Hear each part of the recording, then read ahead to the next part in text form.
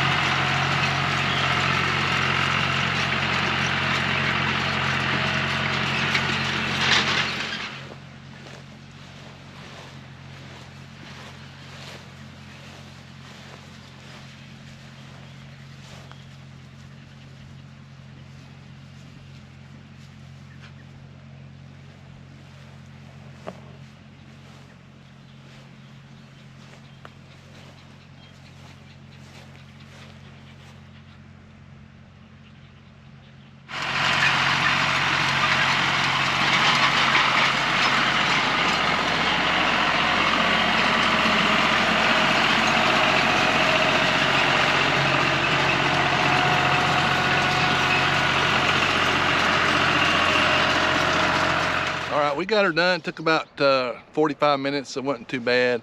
And I've got some really good windrows out in the center part there where the chickens were, where we ran the chickens. Some of this is kind of thin around the edges, but that's okay. And you know, I just double raked it. Now, if I was round baling this, I would make my windrows wider. But since I've got my baler is old, so I'm not gonna throw a whole lot of hay in there at once. So anyway, I don't know if I can't remember if I went over how I know it's time to rake. So I go by the way it looks, and you can actually smell it. It's got kind of It's hard to describe, kind of like a sweet hay smell to it. So I know it's time to bale.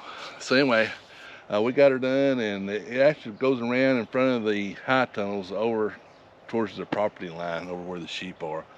So I got some pretty good long runs here we're gonna do when we bale. So hope everybody has a good Memorial Day. Hit that subscribe button, helps us grow. Give us a thumbs up, and thank y'all for watching, and we'll see you back here baling hay.